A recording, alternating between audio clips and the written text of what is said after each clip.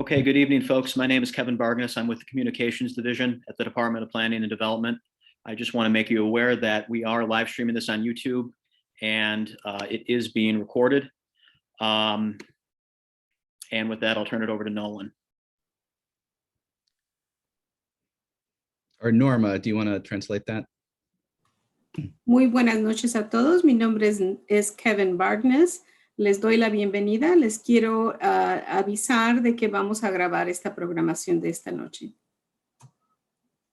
Great, thank you. I will share my screen. Good evening, everyone. My name is Nolan Zaroff. I am the lead planner for the Southwest region at the Department of Planning and Development. And I want to thank you all for joining us tonight for this community presentation of the responses that we received for our request for proposals at 47th and Justine in the back of the Yards neighborhood. Mi nombre es Nolan, soy el dirigente de este proyecto. Les aviso que hoy vamos a tener una reunión para revisar las personas que proponen sus servicios para el proyecto de Back of the Yards. And we are providing simultaneous interpretation this evening. If you do require Spanish interpretation, please click on the interpretation button that is located on the Zoom toolbar on your Zoom screen. Les vamos a proveer traducción al español esta noche. Si acaso están interesados, les vamos a pedir que por favor eleccionen el icono de interpretación. Es el botoncito que está abajo a mano derecha que dice Interpretation y escojan español y va a estar con ustedes el magnífico Luis para traducirles nuestra reunión de esta noche. Great. And so we have a full agenda this evening. So I do want to get right into it. I want to we have both Alderwoman Taylor with us from the 20th Ward and Alderman Lopez from the 15th Ward. I want to give each of them an opportunity to provide some sort of opening remarks. And then also Claudia Erasme, our Managing Deputy Commissioner at the Department of Planning and Development, before we get into the full program. So Alderwoman Taylor, are you there? Do you want to sort of welcome everyone and say a few things? So good evening, neighbors. Thank you for taking the time to get on this call tonight. Development in our communities usually happens to us and not with us. And so I'm excited that myself and Alderman Lopez have worked with the Department of Planning to do development different in our community. I appreciate the work you all have done over the months, these busy nights and endless mornings of meetings and having conversations. It will be well worth it. Just know that we are listening and this is a work in progress. And so tonight you have the opportunity to ask questions. The question that you don't ask is the dumb question. And so feel free to ask. If you're unsure, please ask. You'll have our contact information in the chat so that you're able to talk to us, of course, afterwards. And please know that this is a project that will not go through if we do not work together. And so I thank you again for being here tonight and just know that this is a work in progress. Alderman Ray Lopez, my coworker. Thank you, Alderman Taylor. And good evening, to everyone that's here tonight for this evening's town hall. This is the culmination of several months worth of work between community, the alderman's offices, and the city's Department of Planning and Development, listening to see what development will look like in the back of the yards in a cohesive way. Too often, from too many years, it's just been piecemeal with no coordination. And with Alderwoman Taylor and I meeting regularly with the department, we hopefully will help have a cohesive future for the back of the yards, regardless of the ward. And I'm thankful to the 3 entities that put forward RFPs. You know, the goal was to focus on housing, to focus on retail, and to focus on the community. And I'm very excited by what has been proposed and look forward to seeing what the best we have to look forward to in our community. And more importantly, the fact that so many people are here to engage in this process speaks volumes to the interest that exists within the community. Look forward to a great conversation. We'll be here throughout the entirety of the program. Thank you. Nolan? Thank you, Alderman. And Claudia, did you want to say a few words before we get into the nuts and bolts? Yes, thank you. So thank you, Alderman Taylor and Alderman Lopez. I am Claudia Erasme, and I am delighted to be here today, as the Alderman have mentioned, because this is definitely a great moment to start to see the fruit of our labor together. And I just wanted to reiterate that these work that we're going to see today is the result of the Invest Southwest initiative, which the intention is to promote equitable investments across the city by focusing on these 10 community areas, which back of the yard is one of them.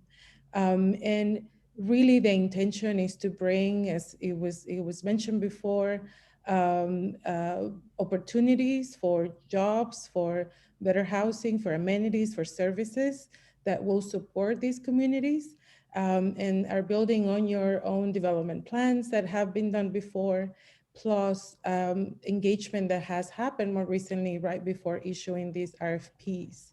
And so this is the result of a lot of work together. I love the words that I heard from the Alderman.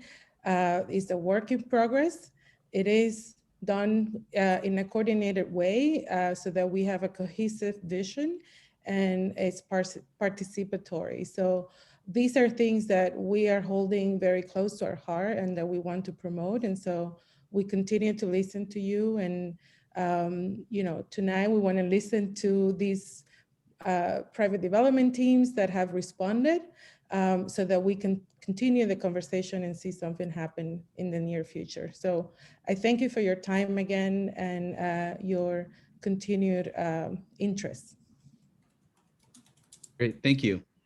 And so again, welcome, and thank you for joining us tonight.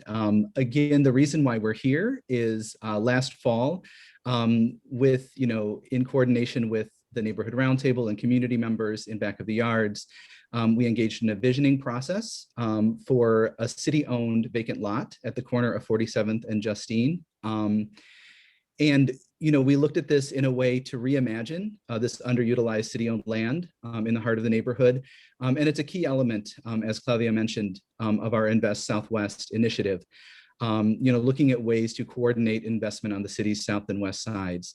And so this is sort of the culmination. We issued the request for proposal last fall, and we've received 3 proposals back. And we're here tonight to hear from the teams that have developed these proposals and give you an opportunity to answer any questions, hear answers, provide feedback.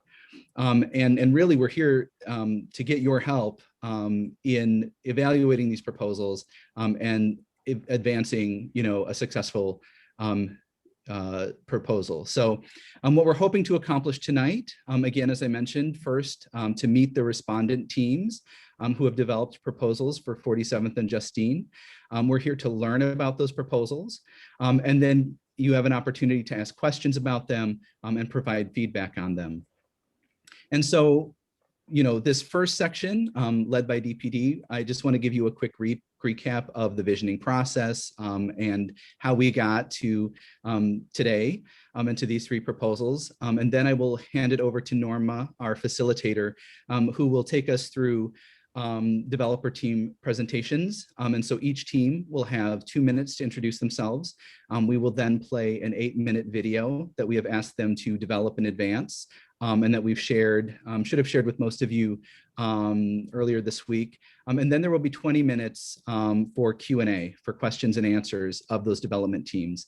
And at the end, I will come back in and talk through what the next steps are in the process and how you can continue to engage in the process. And so first I want to provide just a quick recap of sort of how we got here and what an RFP is, what a request for proposal is. Really, a request for proposal is a way to solicit development proposals for city-owned land. And we identified this lot at 47th and Justine as a key development site that is sort of underutilized. It's city-owned, and it could really be an opportunity to spur new development and new investment along the corridor. And these Invest Southwest requests for proposals are really meant to go beyond a traditional process. And what that means is we're looking to facilitate design excellence at the site. We're looking to make sure that whatever development occurs at this site fits within the vision of Back of the Yards. And this process looks to engage with the community to make sure that the community's vision and priorities are being included in any development proposals for the site. We're also looking to encourage local partnerships and build local wealth in the community. And to that end, we started engagement efforts early last fall. So this idea was first proposed at the August 2020 meeting of the Neighborhood Roundtable. It's been discussed at all the subsequent roundtable meetings since then. We also conducted some targeted outreach in the community, working with both Alderman Taylor and Alderwoman Lopez to engage local businesses along the corridor. As well as canvassing, kind of doing, on the ground, door-to-door outreach with Alderwoman Taylor's office in October, and then also conducted some in-person and phone interviews. In October of last year, we conducted our first visioning workshop that was attended by about 80 stakeholders to start to vision for the site and understand what does the community want to see at this location in terms of businesses, community amenities, business support, housing, open space. We then followed up with a second visioning session in November. All of the information that we received at those visioning workshops and in our kind of one-on-one interviews and outreach efforts got incorporated into a request for proposals, which was a document asking developers to propose ideas for the site. That request for proposals was released at the end of November, on November 30th. And now we've received responses back. Additionally, we conducted engagement earlier this year, had another kind of Q&A session in January. We flyered the neighborhood over the last few weeks to get the word out for tonight's event. So a lot of engagement has gone into this and a lot of months of kind of conversation. And some of the things that we heard back during the visioning workshops and in other conversations was a need for youth programming and recreation, a need for quality open space in the community and beautification of those open spaces. The importance of celebrating the cultural assets and community resources that exist in the community. In terms of retail and commercial, folks that we spoke with articulated the importance of kind of general retail. So, pharmacies, stationery stores, office supply, clothing, but really a preference for local businesses over national chains. We also heard about the importance and need for business and entrepreneurship support and workforce training. And then if housing were to be included in the site, we heard that it was important that that housing be accessible and affordable to local residents and families who already live in the neighborhood. And I sort of got into it a couple slides back, but this was sort of the timeline. So last fall, we went through the visioning process to really define and vision for this request for proposals. The RFP was released at the end of November. And then development teams had 4 months to review the proposal or review the RFP and develop proposals for the site. Those proposals were due back on March 30th. And now we are in the evaluation process. And so now we're in the process of sharing the proposals with the community, developing an evaluation committee that will review and score the proposals. And then by the end of this process, we hope to have identified a successful proposal that the city will work with and that they will continue to work with the community to build something at 47th and Justine. And so, as I mentioned, we received 3 proposals back. The first one was from Park Row Development LLC and the Churchill Stateside Group. Their proposal is 1515 West 47th Street LLC. The second proposal was from Condor Development and Back of the Yards Coffee Company, and their proposal is titled Back of the Yards Works. And then the third proposal we received was from New City Redevelopment Limited Partnership, which is Celadon Partners and Blackwood Group, and that proposal is named United Yards. And some things to keep in mind tonight as we hear from these development teams. What is your overall impression of these proposals, and what excites you about them, what concerns you about them. These are things that, you know, we want to hear from you. How do these proposals respond to community wealth building? You know, are they involving minority-owned team members? Are they promoting local businesses and local business development? Are they hiring local? Do they have experience doing developments and partnering with groups in neighborhoods like Back of the Yards? Do they demonstrate competence in their proposal in terms of what sort of uses they're proposing?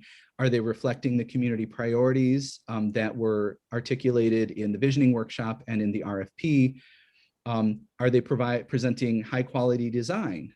Is their proposal financially feasible? These are all things that you should keep in mind, that you should feel free to ask questions of this evening. And they're things that we will be taking into consideration in the evaluation of these proposals.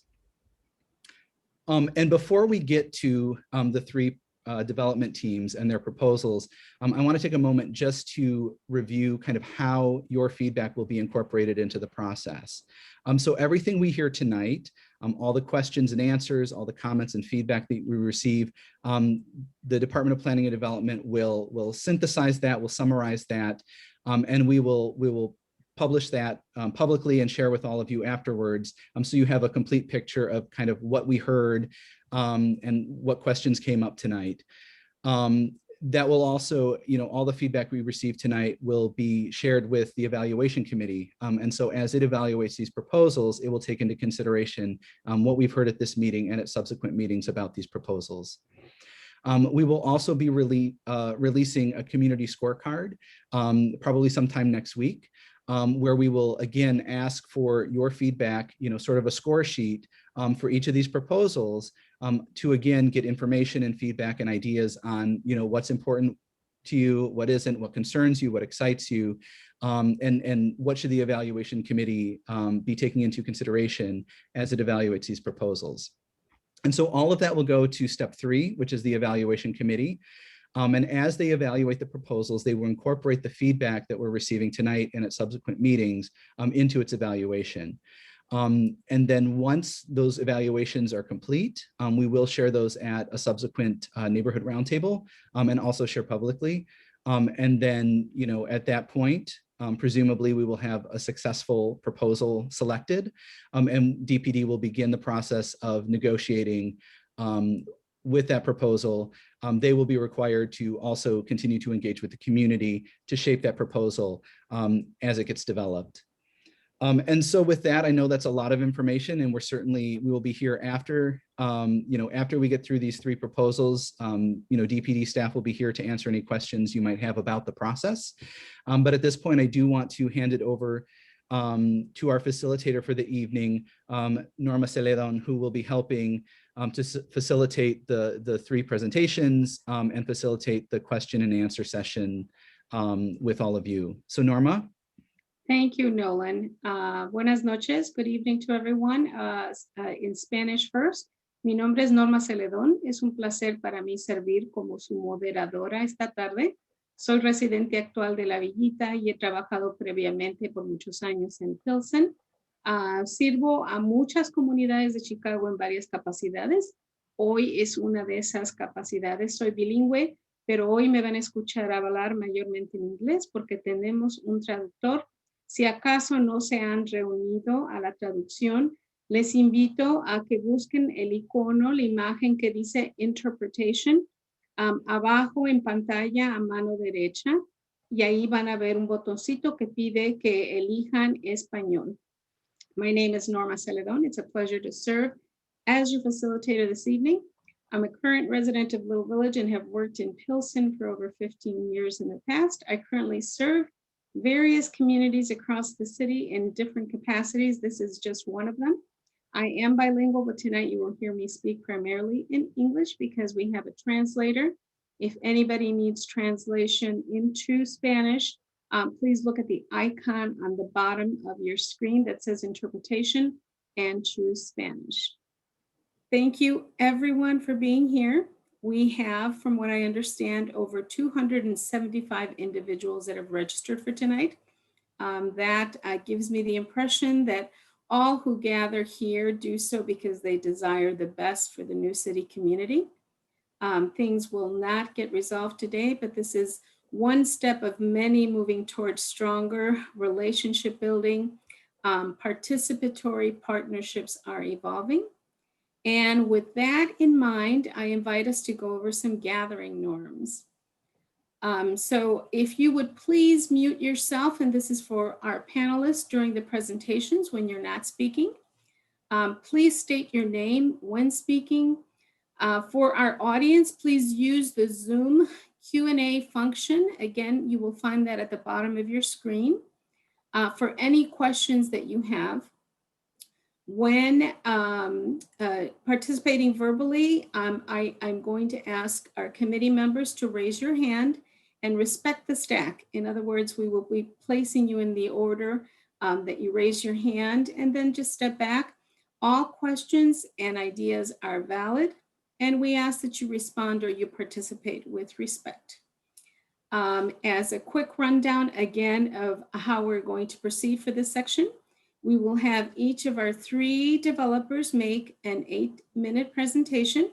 It's going to be followed by 10 minutes of out loud inquiries by our roundtable members who have been part of the process from the beginning of the project. We ask our our roundtable members to please raise your hand. Your name will be listed in the chat in the order that you raised your hand. Please ask your question one at a time and allow your colleagues to ask their questions. We want to make sure that as many people as possible have an opportunity to ask questions out loud. And again, if there is time, we will get through everyone. And for our developer representatives, we ask that your answers be as concise as possible, again, to make sure that we get as many questions asked. We will then move to our second and third developers with the same format. I also want to let our general audience know that they can pose questions in the Q&A section. After each developer presentation, we will also allow 10 minutes for questions, and we will read those out loud, particularly the ones that have not been answered in the chat. But I want to remind us that DPD is very committed and intent on answering all questions. So an FAQ document will be created and available on the DPD website, and you will get that, that address when we are done. So I would like to welcome 1515 West 47th Street to please go ahead and provide a quick introduction and then allow us to share in the 8-minute video. Thank you so much. Thank you for everyone on the call. We understand, Zoom is tricky for these things and it's not easy to do, but thank you. We welcome any input, but my name is Matt Mosier. I'm the lead for Park Row Development, who is the lead for this project. Our team consists of Park Row Development, Wall and Gomez Architects, All Construction Group is our general contractor, Precious Blood Ministry of Reconciliation is our community partner, and Churchill Stateside Group is our financial partner. Great. And I'll stop sharing the screen. And Sonia, if you want to share and play the video.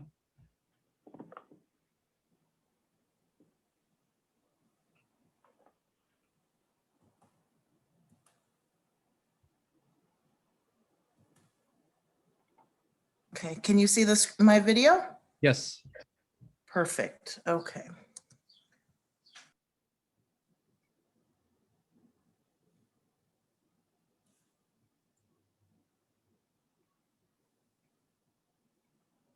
Just got to press play.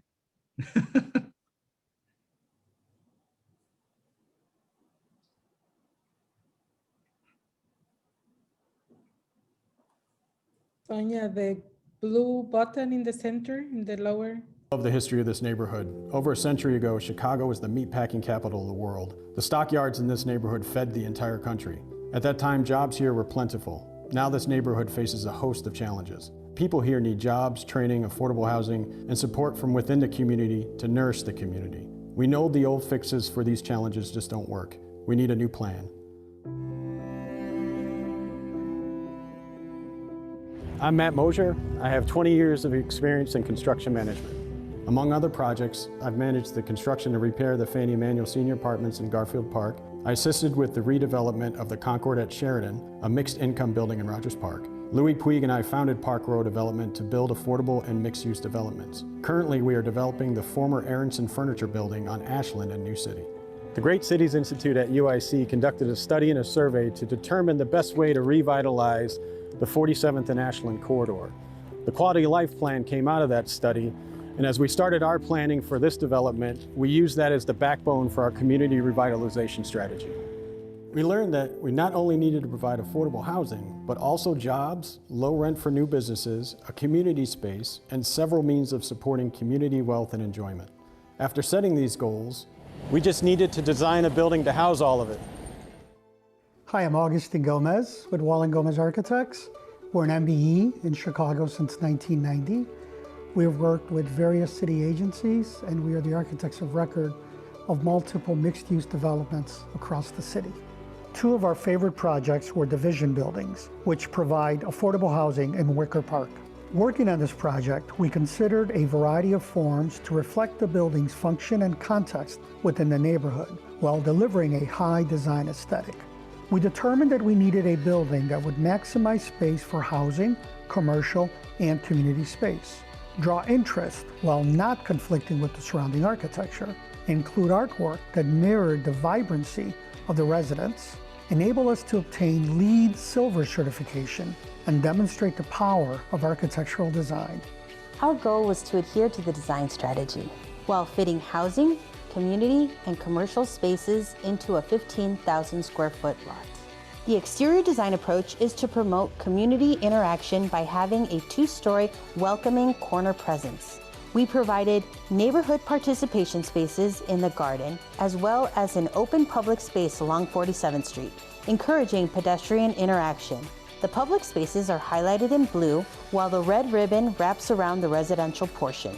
An outdoor rooftop terrace is provided along with green roofs and solar panels, which the building will use to generate 3% of the power on site.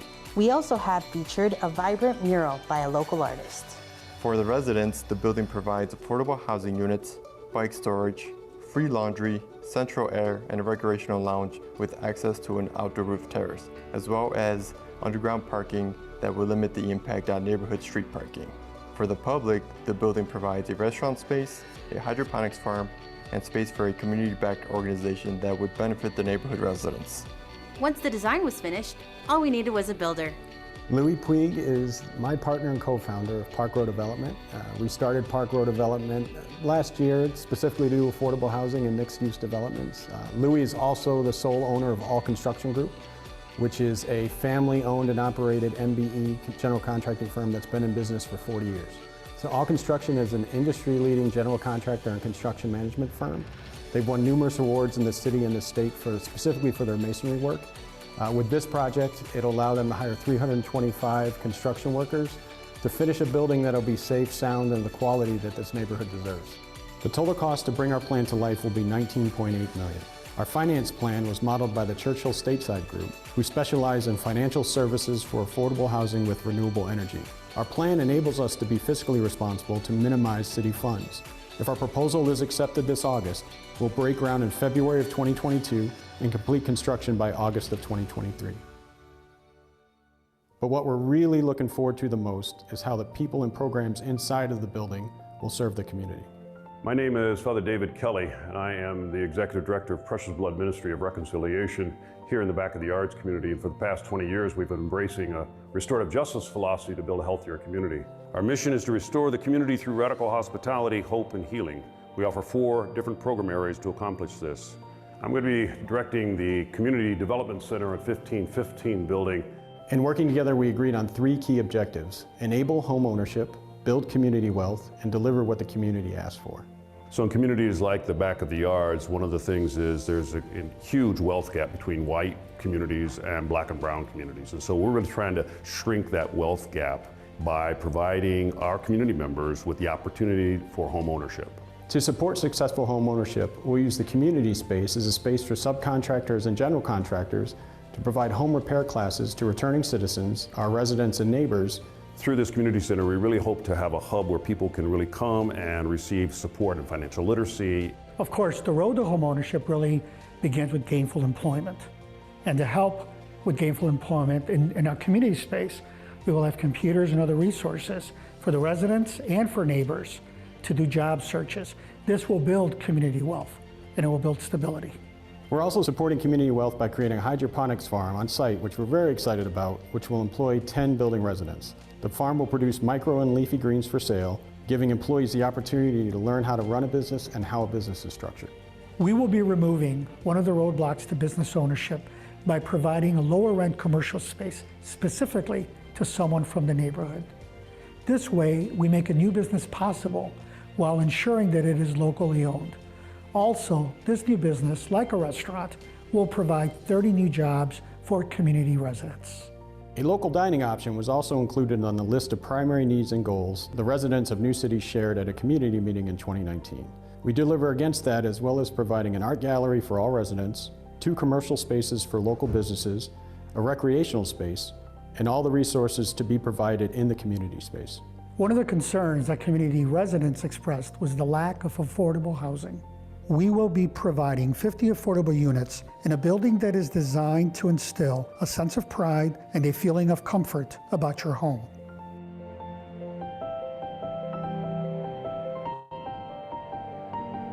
From a historical perspective, I'm drawn to this area. You can see the bones of what was here before. I want to do what I can to help recapture that. We want this to be a place where people can live and work, where they can feel comfortable and enjoy relaxing outside on the rooftop deck with their family. We want returning citizens, our neighbors, and our residents to come here for the support they need to buy homes, learn the skills necessary to maintain a home, attain financial literacy, or find employment. We want everyone to come here to relax, dine at the restaurant, and enjoy the outdoor gallery. Our vision is to cultivate a place that elevates the community. That's our plan.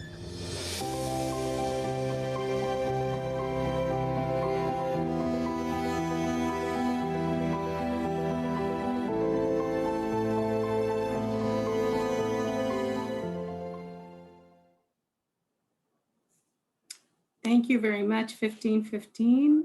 And thank you, Mr. Mosier. At this time, we would like to open it up to our roundtable members. And it looks like we have in queue Ms. Janet Tapia, who would like to ask a question. Ms. Tapia, if you would please unmute yourself and please ask a question. Hi, someone mentioned that they're currently developing the Aronson building. That development was announced, I think over 2 years ago, and I honestly don't see anything happening. What guarantees us that this project won't drag on and that something will actually be built? From 2 years ago, we can't really speak to what happened then, but as far as guarantees, we can't really give any guarantees other than that, we bought the land, we're fully invested in that. So we're going to do whatever we can to do it, just because if we don't, we're going to lose the money. So can you tell me why the Aronson project has been dragging on? I'm sorry, I'm just. I don't know. Sure. Yeah, I don't know too much of the history of it. We bought the property in July of 2020. And so where we are with that is we applied for the state's housing tax credits, and we're just waiting to hear back from that. Assuming we hear back soon, you'll start to hear, see a lot of stuff happening on site.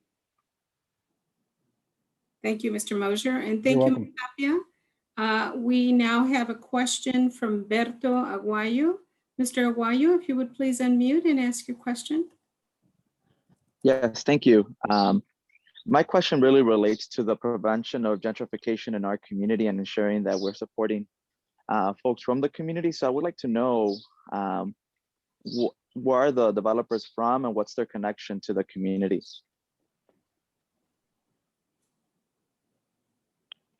So I'm Matt Mosier for Park Row Development. We are based in Cicero, Illinois. I'm from the East Coast. I've been in Chicago for the past 20 years, the majority of my career here. Like the answer to the last question, we've invested in the Aronson furniture site. we're making a financial commitment of our own to be in this community, and we want to do whatever we can to build it up and be a part of it. Thank you so much. It looks like we had a question in the chat from Maureen Kelleher. Ms. Kelleher, would you like to ask your question out loud? Sure. I would like to know from 1515 how they're going to help people with mortgage lending to buy property in the neighborhood. Do you have a partner to handle supporting folks to obtain mortgages? We do. Okay, who is it? We actually have two banks. One of them is US Bank. The other probably we can't talk about yet. Okay. But our plan is to, and that's where Precious Blood, our community partner, has been really leading the charge with that. So we've identified 4 men that are in the Precious Blood Ministry program.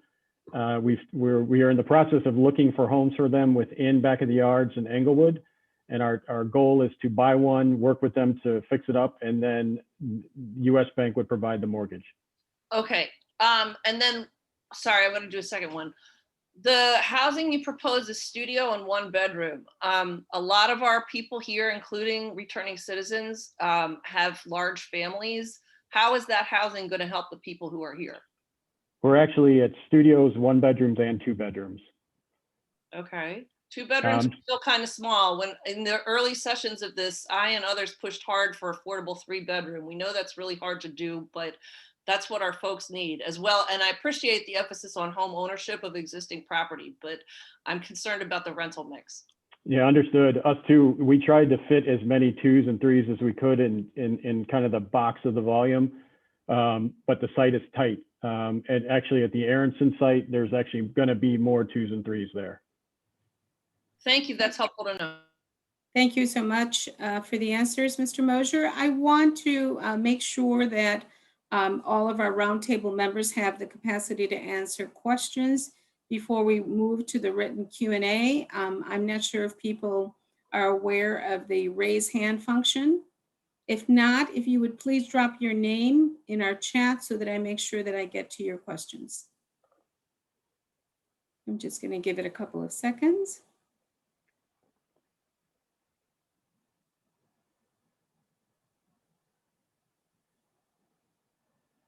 Okay, if we do not have any more questions from our roundtable members, I am going to move on to the.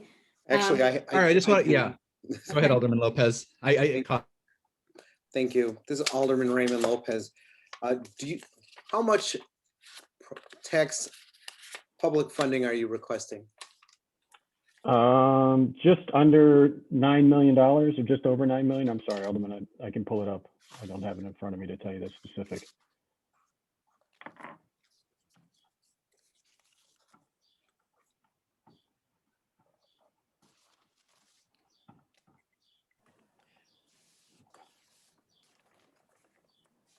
Bear with me for 1 second. And actually, I'll just say if all presenters could share how much money they're asking in public subsidy, whether it's TIF, NOF, historic tax credits, what have you, as well as how much money you have privately secured for your venture, so that we know how much you're also putting in of your own money as well. Thank you, Alderman Lopez. And if this does not get addressed when we have our other 2 developers, if you would please kindly remind us that they have not answered that. Thank you. Is it okay to answer right now, or do you want me to just follow up please. afterwards? Yep. So 4.4, we're asking for 4.4 million in TIF, 6.3 million in tax credits, and then the 6.35 that was included in the RFP. And how much are you putting in of your own? I'm sorry. And is it secured already? Sure. So we've the 250,000 is what we put in for the offer price. So we put that in for there, and then the rest will be debt that we'll take out of the 19.8. Thank you. Alderman Lopez, is that the end of your questions? Yes, for now. Thank you. For now. Thank you so much, Alderman.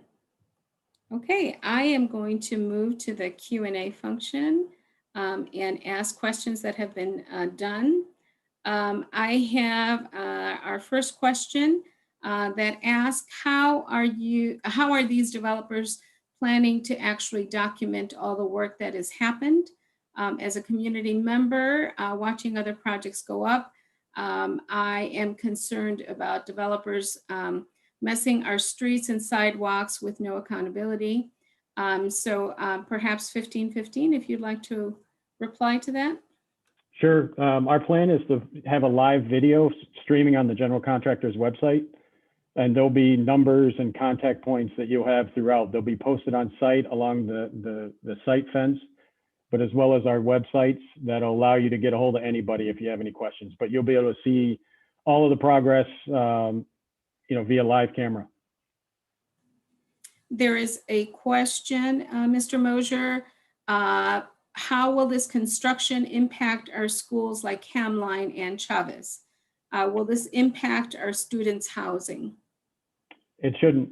It shouldn't at all. You indicated you plan to break ground in February of 2022. How is this possible when recipients of the RFP won't be announced until late summer? Yeah, we just picked August, assuming late summer being the date that we would start. So if we pick it, we're ready to design it and start getting to work. We think between August and February we would be able to complete the design, get the permitting we needed to break ground in February. Thank you. There is a question. What do you consider affordable housing for our community? The model that we are using is 60% of the area median income. So rents are capped and it's based on a HUD calculation. So that we are actually a little bit below that number. Thank you. Next question. What are the requirements to apply for the affordable housing? Will there be a certain population excluded from this? No populations will be excluded. It'll just be income based. We haven't specifically set the process yet, but it'll all be done through the site, and my company will be leading that charge. Thank you, Mr. Mosier. How will you ensure that the housing is fully accessible? All of the units will be convertible, so if we need to change them to accessible, the infrastructure will be there that'll allow us to do it at a later date. But at a minimum, we're going to meet the city's requirements for accessible units and sensory units. And at this time, I just want to announce to our audience that it seems that some of these questions are meant for all developers, so I will make sure to bring those up again when we have our other presenters. What is the time frame for completion? Assuming it's awarded at the end of the summer, if we were fortunate to be picked, our plan would be to start construction in February of 2022 and finish all of it by December of 2023. Thank you. I'm looking through our questions. What will you do for residents who already own in back of the yards? There are a lot of homes that need repairs, and I'm not sure if that question is for you or for the city. It definitely could be for us, because one of the things we want to do with our community space is it's not just for the residents, it's not just for Precious Blood Ministries, the people that come through that. It's for anyone that lives in back of the yards. We're not going to turn anybody away. If they need help or classes on how to do home repair and things like that, we're passionate about that. We love that craft, and it'll be open to everybody. Thank you. And the next question, with this proposal, how many jobs will be created and how many of those will be for local people? We anticipate 380 jobs. Of that amount, 325 will be construction, 15 will be during the planning and design phase, and 30 full-time jobs between the hydroponics farm and the anticipated commercial entity that'll be there. In regards to how many will be local, we would love them from all to be local. We're not going to put any limits on how many we would hire from the community. We'll have things in place where people that live in the community can reach out to me or our general contractor or our architect of record if they're looking for a job. And one thing that we would really, really like is if somebody has a business that they want to talk to us about, relocating into the future commercial space, we would welcome it. And priority for that would certainly be given to someone from the community. Thank you so much. Our next question asks, and this is for all the developers, are any of the developers from the back of the yards? I am not. Will there be a partnership with CHA? Nope, we're not anticipating that.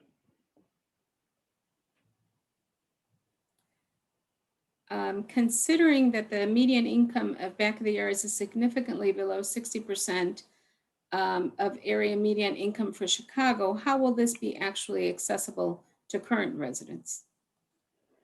That's a good question. The rents we believe are well below what the market is there now. And if we see that we can't rent them at the rate that we are, planning on doing, we can certainly lower them to get people into the building. Our goal is to fill that building as fast as humanly possible. So if our rents are too high, if we're off on that, we will definitely be lowering them. But based on our market studies and our financial kind of analysis of it, the 60% AMI would fit the community. There is a question about wages. What wages will you be paying for each category of job? So all construction, for at least for the construction piece, is a union shop, so it would be union wages. Anytime you get into tax credits, you have to pay prevailing wage according to Davis Bacon. Union wages are typically above those, slightly above those. So all the construction work would be union scale wages, even if they're not union.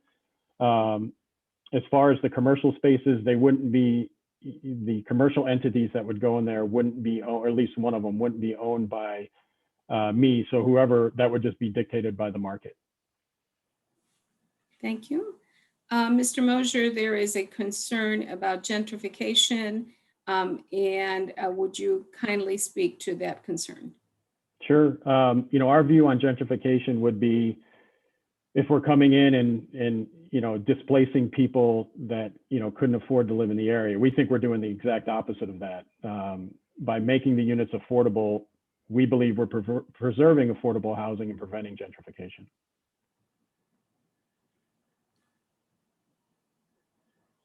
Thank you. I'm looking around because some questions are for other individuals. There is a question here. It says, when you mentioned that there are no excluded populations, will that include people with a background? And I'm assuming they're talking about a criminal background, perhaps? Assuming that's the case, we will not limit anybody because of that background. I mean, in fact, you can look at our community partner as specifically dealing with people of that population. We're trying to help as many people as we can. We definitely would not exclude someone because of a prior criminal background. Okay,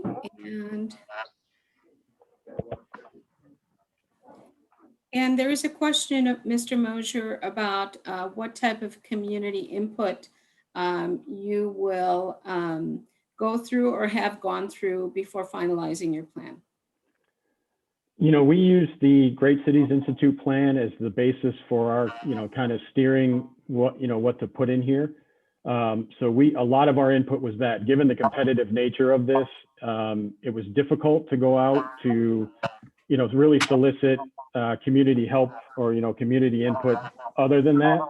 Our plan would be, if we are fortunate to win it, is to immediately start working with Alderwoman Taylor and Alderman Lopez to make sure that anything that we are planning doesn't go against what they are thinking. And then we would really lean on the city about scheduling meetings like this, to get as much direct community input as possible. We think Zoom meetings like this are extremely valuable, although they're difficult to do many times. We think they're just really valuable because they can reach a lot of people in a lot of different areas. So we would welcome this format if we're fortunate enough to be selected. Thank you so much, Mr. Mosier. And this concludes the section for 1515. Would Thank you you. like to make any closing remarks? No, just thank you. I appreciate your time, Norma. Thank you for moderating, and thank everyone. We appreciate your questions, and hopefully we answered them to your satisfaction.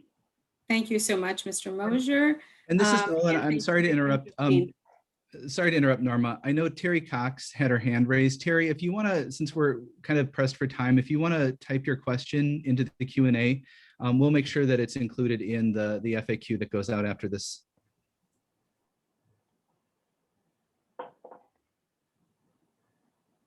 Thank you so much. I apologize for that, Ms. Cox. Okay, we will now move on to Back of the Yard Works. Back of the Yard Works representative, please feel free to start with your introduction and then move us into your video. Good evening, buenas noches a todos. My name is Jesse Miguez, and I'm representing Back of the Yard Works. We are the only 100% homegrown proposal that is from the community and for the community, and that will promote true community wealth. We are part of the neighborhood, and in fact, we are part of the neighborhood plans that some of the developers have talked about. That's why one of the reasons why we didn't give our back to our neighbor to the east, Tom's Pancake House. Instead, we're stitching together the community with a plaza in between instead of building walls. We're only the only proposal without housing, and not because we don't believe in affordable housing, but because we understand the real needs of the community. The issue that we have with housing here is very different, and not one that will be solved by a saturation of apartments in this lot from outside developers. While good intentioned, the housing is affordable in Back of the Yards, but what people want is home ownership in order to create generational wealth. That is what we intend to do by supporting this proposal, by providing jobs and training in fields that support living wages and promote local and diverse entrepreneurship. Speaking of diversity, we have the most diverse team out of the three proposals, one that includes women, Latinx, Blacks, LGBTQ+, and veteran-owned firms. I'd like to introduce, with that, I'd like to introduce one of the lead architects for this project, who's from Back of the Yards, to share a little bit why this is special for Patricia Saldana-Natke. Thank you so much, Jesse. I'm Pat Saldana-Natke, one of the owners of Urban Works, one of the architecture firms on the team. We were delighted when AP Monarch asked us to join the team because I'm a native from Back of the Yards, born and raised on 48th and Marshfield, a couple blocks away from the site. My dad worked in the stockyards for over 35 years. So personally, this is an exciting project for me and for our entire team. I believe that you will see that our energy is shown in this project, and it's really about seeing people succeed who are from the neighborhood and are going to give back to the neighborhood. So thank you, and hope you enjoy our video.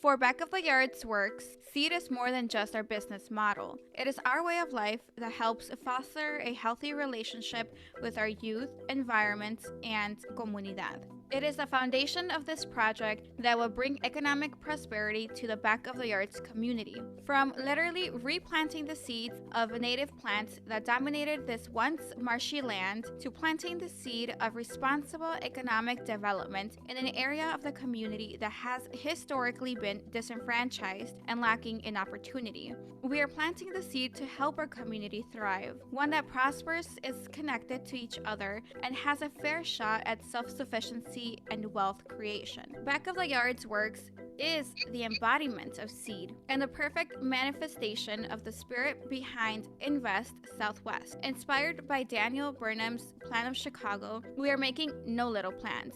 As community members ourselves, as people who grew up attending the local schools and churches, going to our community parks, supporting the local businesses, and who continue to be immersed in our comunidad, this is not just any proposal. It is an opportunity for us to reinvest in our community, the same way our mentors believed in us and invested in us. Back of the Yards Works team would design and build per the standards of the Living Building Challenge, seek its certification, and develop a sense of place unique to its history, culture, and locale within Chicago's Back of the Yards community.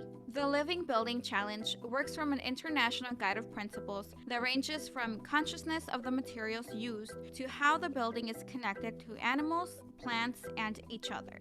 The design and construction of the building takes into account beauty, operational resilience, reduction in carbon emissions, and the circular economy. The building itself will stand as a symbolic icon of true community wealth. The Living Building Challenge is the most advanced measure of sustainability in the built environment and will serve as a baseline to support Chicago's sustainability goals. Our building will incorporate responsible water use, renewable energy sourcing, and will foster environments that enhance physical and psychological well-being.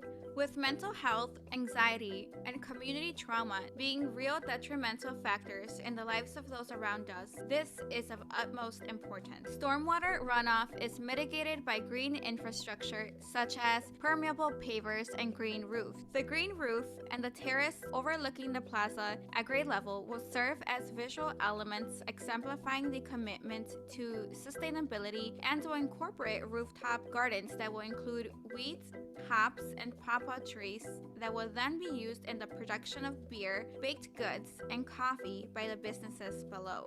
The building will also house its own commercial composter so that approximately 95% of the building's waste can be diverted from landfill to compost. Building materials have been carefully selected to be both environmentally friendly and also analyzed through its full material supply chain for a low embodied carbon footprint. A grand stair is meant to engage patrons to an intuitive physical activity by using the stair as seating, a contemplation space, or to access locally owned amenities on the second and third floor. From marsh to modern, the landscape design surrounding and permeating the Back of the Yards Works project reflects a collective emergence of a plant and wildlife community and a vibrant human engagement. This beautiful scenery is one that respects the culture of the neighborhood, merging nature, space, and people into one interconnected community. The Seed for Music and the Arts, another youth violence prevention initiative, has already been planted on us through the Marimba Ensemble. With the addition of the Marimba Institute, we will be nurturing that seed that was planted many years ago, now having the resources to give it a stable home and help the program thrive. I credit the program for helping me discover what my dream is and molding me into the person that I am today. Through the Workforce Development Center, we will offer job training, certifications, and a foundation towards self-sufficiency. Employment opportunities will be offered in the building and through our partnerships with other employers in the city and beyond. Our overall goal is to provide a pathway for individuals seeking reintroduction, immigrants, and those with little or no work experience that may otherwise be deemed unemployable. From day one, this building will be 100% occupied by locally owned Latinx and women-owned businesses, anchored by the nationally recognized Back of the Yards Coffee Company. This building will be a destination for visitors from across the city and from out of state. Businesses like Somos Monos Cerveceria, founded by local brewmasters Victor Santoyo and Rene Lemus, who will operate a brew pub unlike anything in the area, offering cerveza artesanal paired with bites from local restaurants, good music, and football.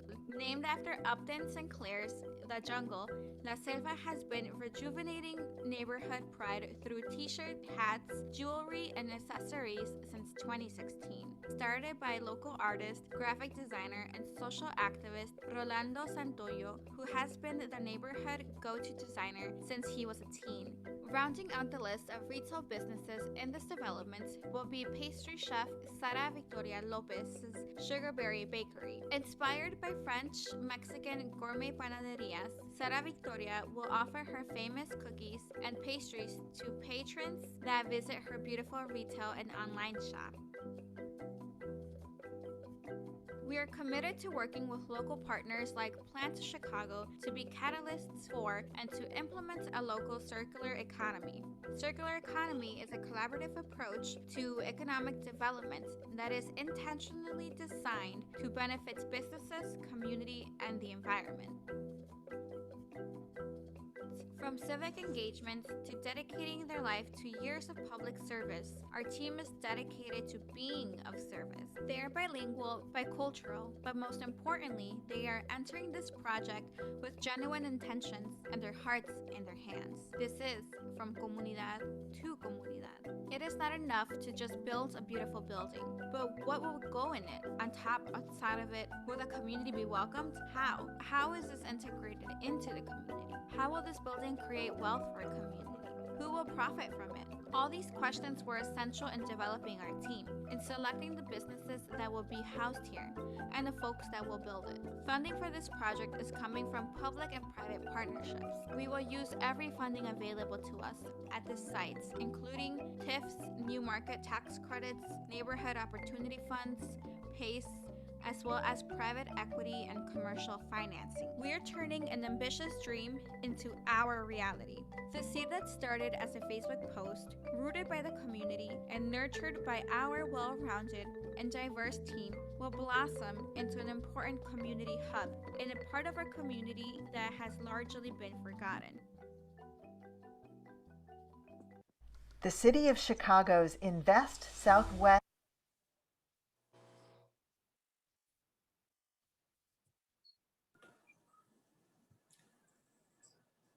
Thank you so much, Mr. Iñiguez, and thank you, Back of the Yard Works.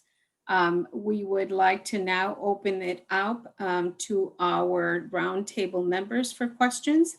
We also want to remind you that we cleared the Q&A questions. If there is something that you feel was not addressed, please repost. We are going to also ask some of the previously asked questions to this developer.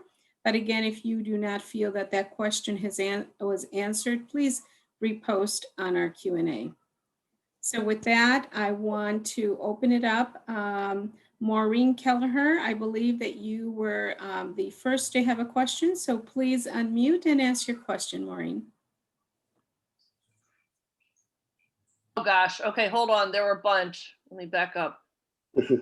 Would you rather that we go to somebody else and come back to you? Yeah, you can go to someone else and come back. That's fine. Perfect. Okay, we have Berto Aguayo who wants to ask a question.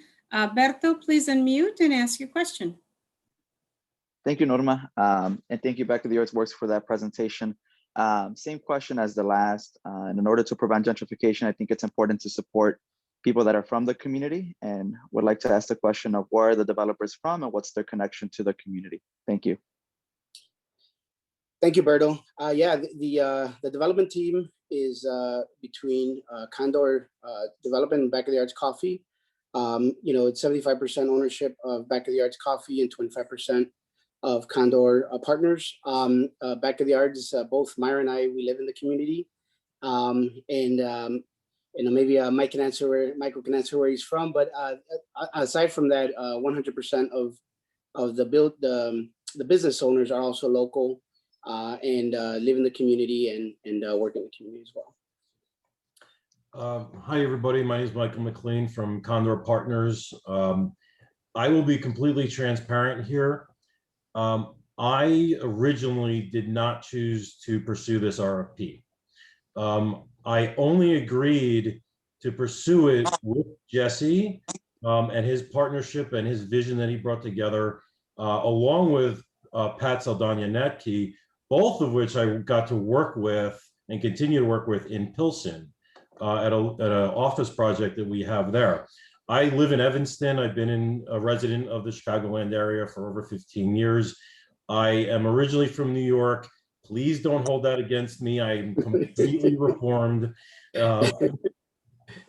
And I'm really, really proud to be part of this team. One of the things that I wanted to make sure was happening before I agreed to join was that the majority ownership, which I consider exists today in this land, stays in this land with community members, community businesses, and community residents. So Jesse and I were able to craft this idea that Condor is a meaningful part of the development team. We bring a lot of expertise, both in development, construction, and finance. But we are not the lead on this project. The Back of the Yards Works team is the lead, the vision and the creators of this idea. And we're super excited to be part of it. Thank you, Mr. McLean. And now I'm going to move over to Terry Cox. Ms. Kelleher, will it be okay with you? Yeah, I can wait. Go ahead. Thank you so much. Ms. Cox, please go ahead with your question. So my question is for the developer. Did the city give you the land or are you paying for the land? So right now, the land hasn't been given to anybody. We would be requesting to purchase it for $1, so that we can develop it and so that the savings could go back to the renters of the building. If I could further elaborate on why we decided not to offer a significant amount of money for this land, is that in our work in neighborhoods in the Chicagoland area and in other areas, we've been taught by the community that this land already belongs to this community. Its equity already exists with the residents of the community. And for us to come in and offer anything on it, we would then be asking the community to then give us tax dollars back to pay for it, right? So our focus has really been, from a financial perspective, to reduce the cost as much as possible so that the for-profit and not-for-profit entities that will be existing in this and opening their doors to the community would be able to pay less in rent and financing costs and more in wages and workforce development efforts. So we have asked for the land for $1, but we have not asked for it for $1 to make a profit. We've asked for it for $1 because we want to return the investment back to the community without asking for them to then give it back to us when we go to build it, because this is something that is highly subsidized, as well as all the other developments tonight that you'll see. Thank you, Mr. McLean, for clarifying that and for elaborating on that. Ms. Kelleher, we are ready to come to you. Sure. I have two questions. The first one is, how will you ensure that folks in the neighborhood are hired for the construction jobs that this project will generate? And the second question is, could you talk about the choice not to include a housing component, and are there partnership opportunities with other proposals to include housing? I'll answer the second, and maybe Jimmy and or Michael can answer the first. I think the choice was made because, I mean, as a resident, and having conversations, and hi Maureen, by the way, the issue of housing is very different in Back of the Yards.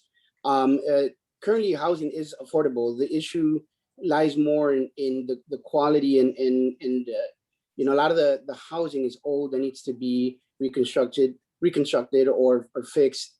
People want to have home ownership. We are aware and have partnered up with organizations like the Resurrection Project, who are building new homes, as well as neighborhood housing services, and as well as Casa Norte, which have plans as well to build housing for youth, homeless youth.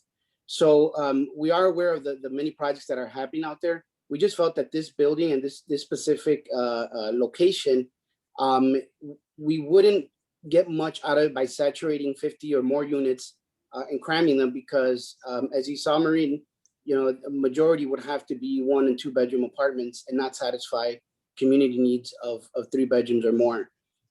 So that's the reason why we decided not to. Not because we don't believe in affordable housing. We definitely do, and we support it.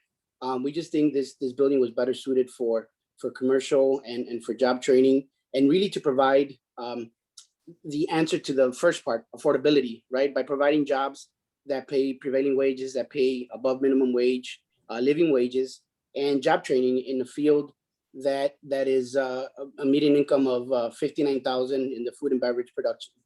So, and then on the first one, Jimmy, you want to take that? Yes, Murray, thank you so much for asking that question. I think it's ridiculously important. My name is Jimmy Akitane. I'm the president of Ugamo Construction. We are a Southside contractor. We've been in the neighborhood for the last 19 years.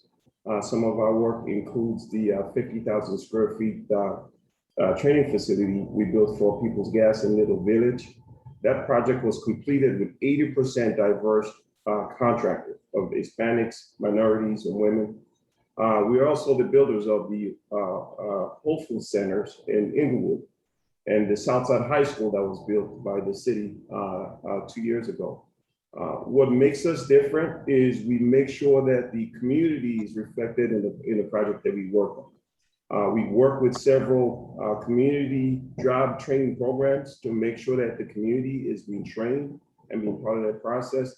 And I believe we have one of the strongest records in the city of Chicago for diverse contractors and diverse spends and businesses. It's a personal goal of mine because diverse businesses always hire diverse workers.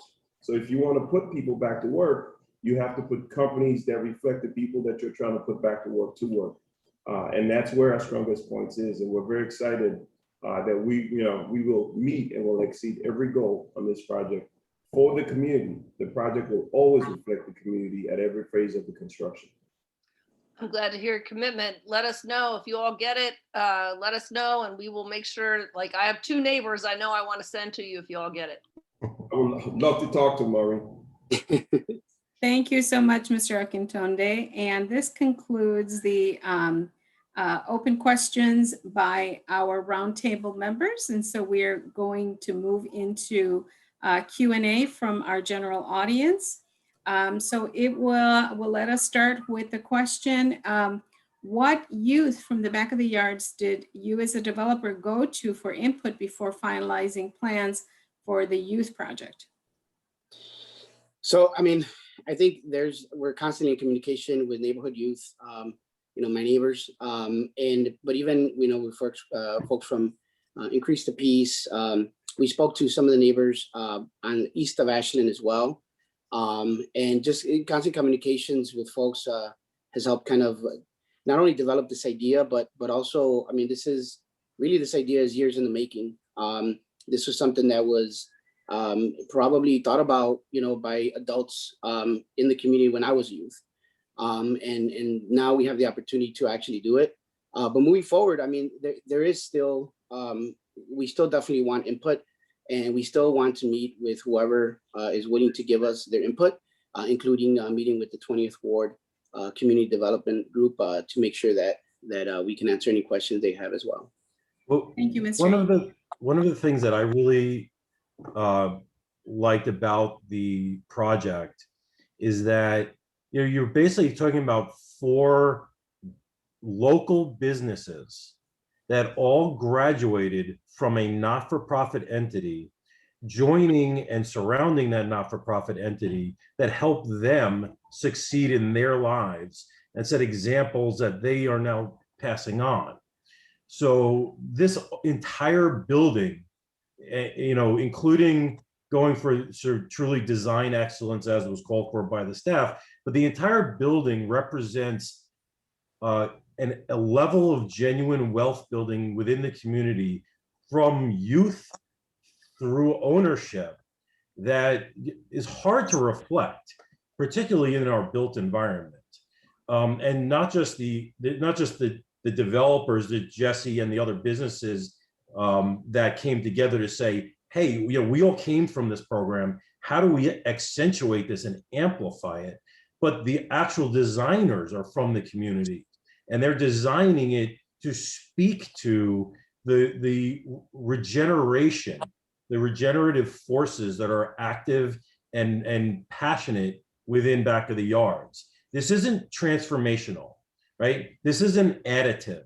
This is meant to foster what's going on right now and solidify it into something that will then grow the Main Street atmosphere within the 47th and Ashland corridors, and which we've all learned over this pandemic, not having our main streets, not having our shops, our little interactions with the barista or the taco vendor.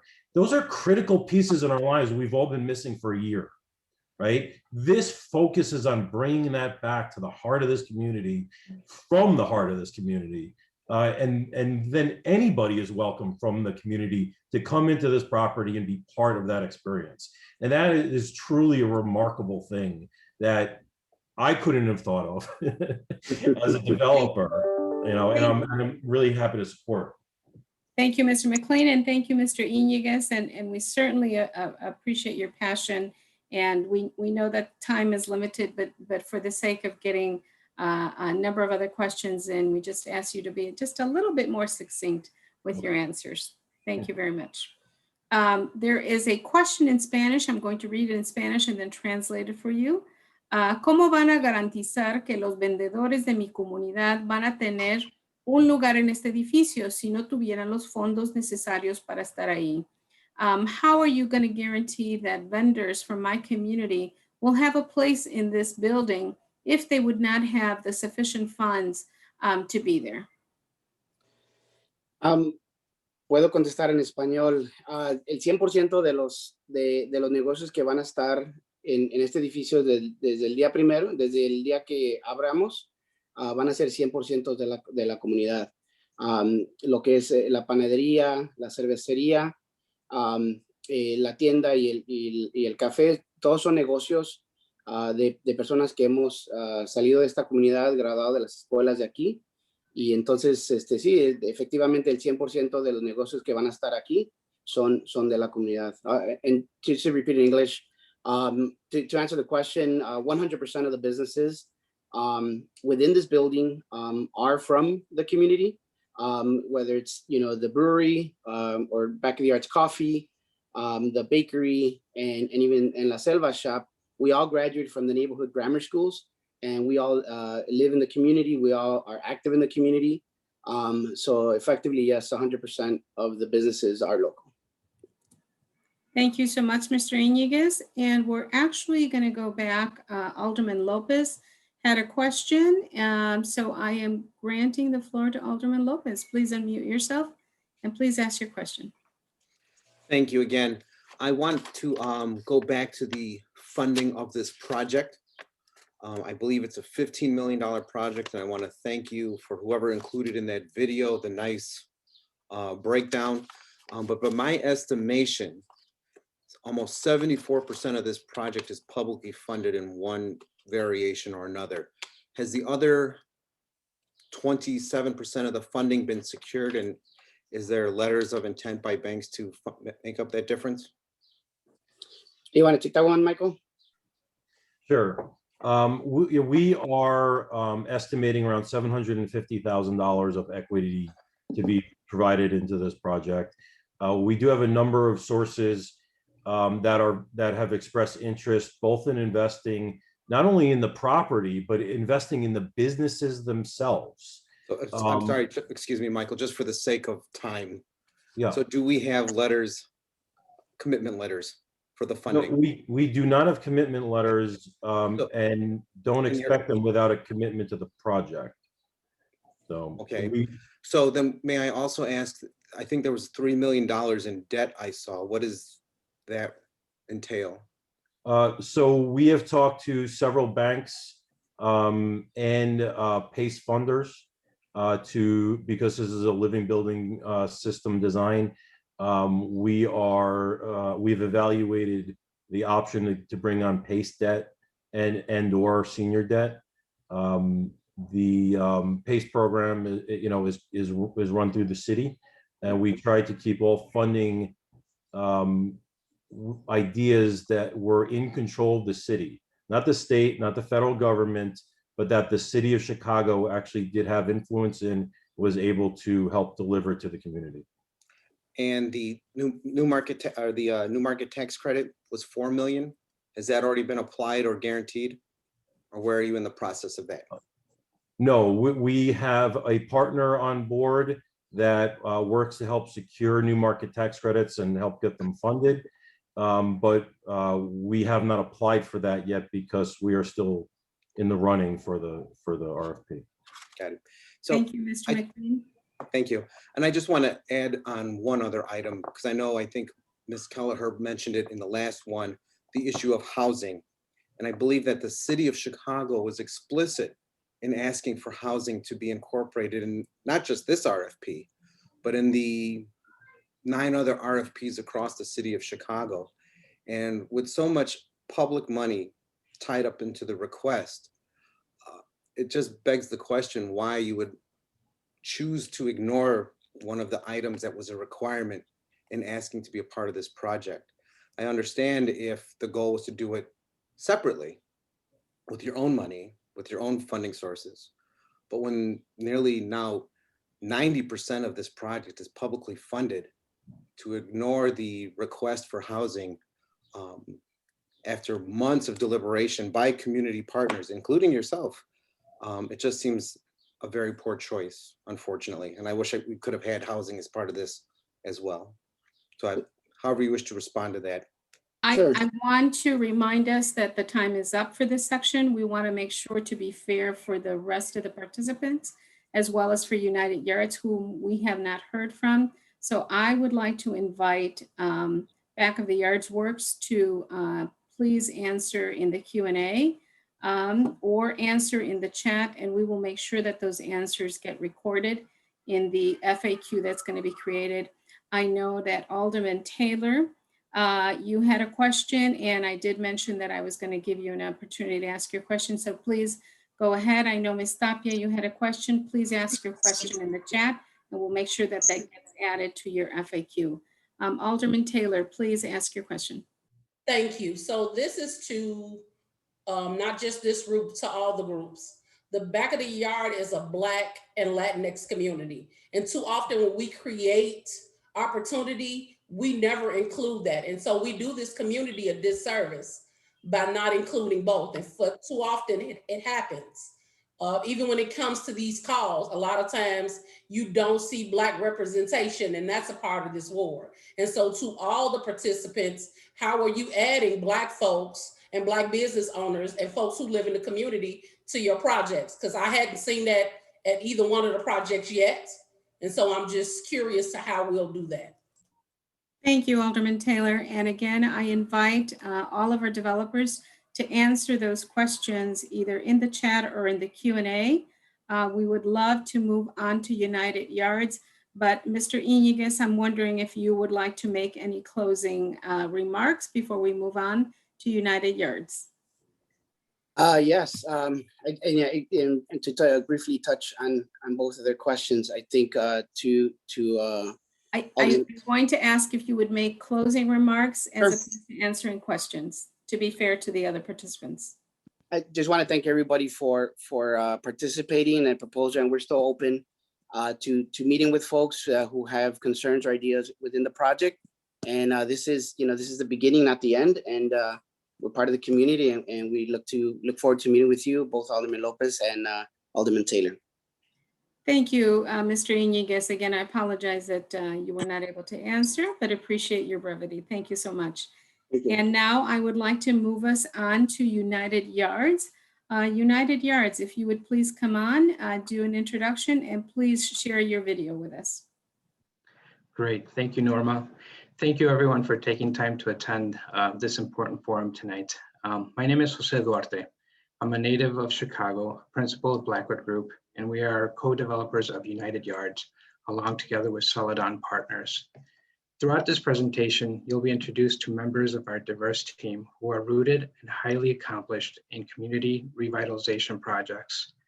But before doing so, I want to highlight some of the uniqueness of what you're about to see with United Yards. We seek to leverage the same amount of resources offered by the city for redevelopment and apply them on a much grander scale, from Justine to Marshfield, as can be seen on the background right behind me on my background. United Yards includes not only the redevelopment of the 47th and Justine site, but where we propose to build 50 100% affordable housing units, along with a community opportunity hub. But we also will renovate the Rainbow Building on the corner of 47 Nashland, adding senior living options within the restored building. We will build a community park with community programs with the help of Star Farm over the existing dead-end cul-de-sac on 47th and Marshfield. And we also build 6 additional state-of-the-art affordable housing units just west of that park. All of this is possible because of the innovative financing structure that is perfectly suited to the scale and the nature of the United Yards project. And this is one project and one concept that our team is uniquely positioned to execute. United Yards has a vision of providing New City with an opportunity to solidify intergenerational resiliency and stability, starting from the Opportunity Hub, its earmarked youth educational programs, access to high quality, affordable housing so that families can remain in New City as rents eventually go up, and expanding our service to our aging community with options to stay in New City from independent to assisted living options. Our vision will restore the iconic landmark gateway that will be 47th and Ashland. This will be a source of community this will be a source of pride and identity to the neighborhood and to the community. But our vision, most importantly, serves as the expanding linchpin that ties together the social fabric between East and West New City. So I thank you for your time today, and we present United Yards. Thank you, Mr. Duarte. We'll now move on to the video.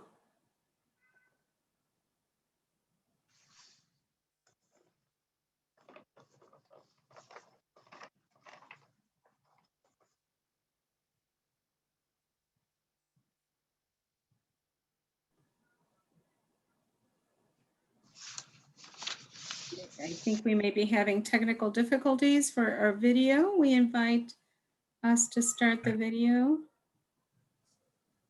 Sorry, give me just a second, guys. Sorry about that. In the meantime, I just want to make sure that we have queued. We have Ms. Tapia, who will ask her first question, and then we have Mr. Aguayo, who will go after Ms. Tapia. And I'll also jump in while Sonia's getting the video ready and just mention there were lots of questions in the Q&A that did not get answered in the last round. I just want everyone to understand that we will be taking all of those questions that didn't get answered. We'll be sharing them with the development team and having them answer those questions. And we're going to put together kind of an FAQ document that has all the questions and answers. So if you didn't hear your question answered tonight, don't worry, we will get an answer for you. We will publish that in a document. It'll go out to everyone. So thank you. Thank you, Nolan.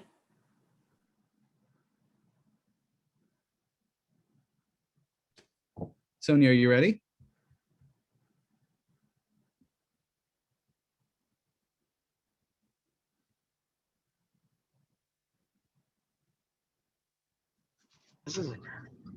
Okay, I can try and share. I have the video here. I will share. Hold on a second, everyone. Thank you for your patience. Thank you, everyone, for your patience, and want to remind you that the Q&A will be available for questions for our final developer, United Yards.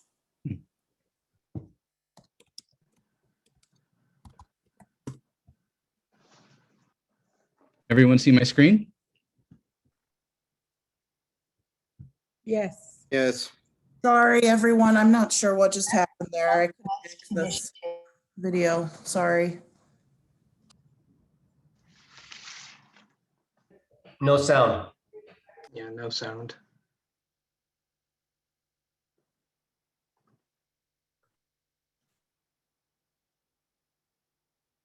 There's no sound currently. Extra points. I apologize, everyone. There's no If you sound? want, I can share it now. You can share it now? Okay, go for it, Sonia. Yep. Sorry about that, everyone. Thanks for your patience. You know, it wouldn't be a Zoom call without one technical difficulty, right? That's right. We've come to understand a saying, tech happens.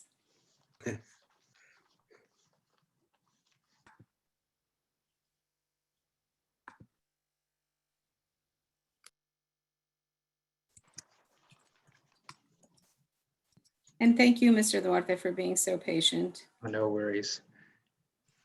It was going pretty smoothly till now.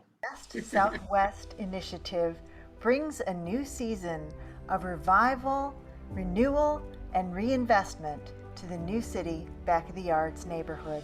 As a stakeholder in the community, we envisioned an opportunity to utilize this development as a catalyst to maximize activation along 47th Street, from the east to the west, and weave together a vital intersection and reinforce a gateway to New City. This is United Yards. Well, my name is Scott Henry. I'm the founder of Celadon Holdings. We started out in 2008. We're affordable housing developers. We've completed over 1,500 units in 7 states, but Chicago's our home. This particular project back in 2013, it involved a lot of research about the existing building. This particular building was built in 1915 over 3 different phases, and a rich history and lots of stories.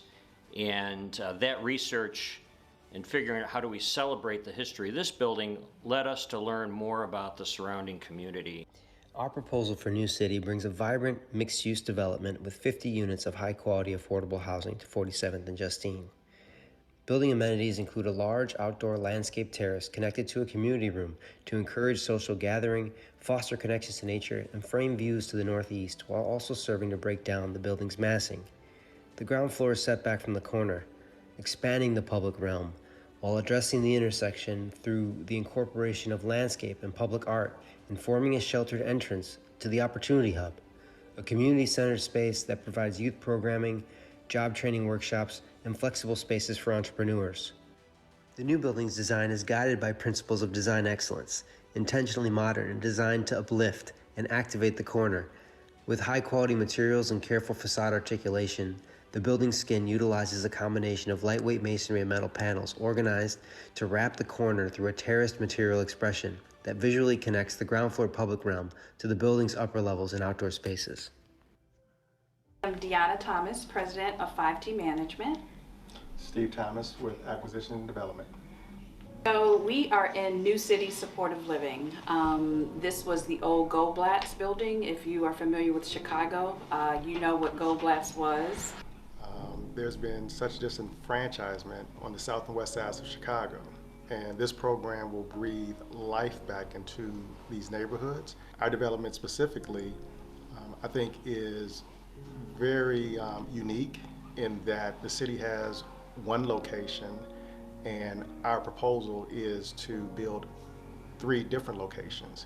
Help be generated from this project, again, will be life-changing and will be generational.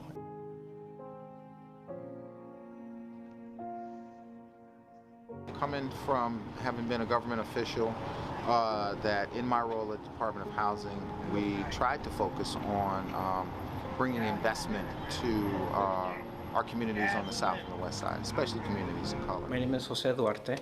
I am the founder and a partner at Blackwood Group. We are a general contractor and a developer in the city of Chicago. The reflection of the makeup of the actual development team reflects well with what's in this community, and it respects the community, the diversity of the community, and the makeup of it. So preservation and empowerment and augmenting what we have already is critical, and it's a strong focus of ours. It's not a team that's coming fresh into the neighborhood and trying to make something of it. It's a team that understands the neighborhood, that has a presence in the neighborhood, and is looking to continue on what is there already with the supportive senior housing.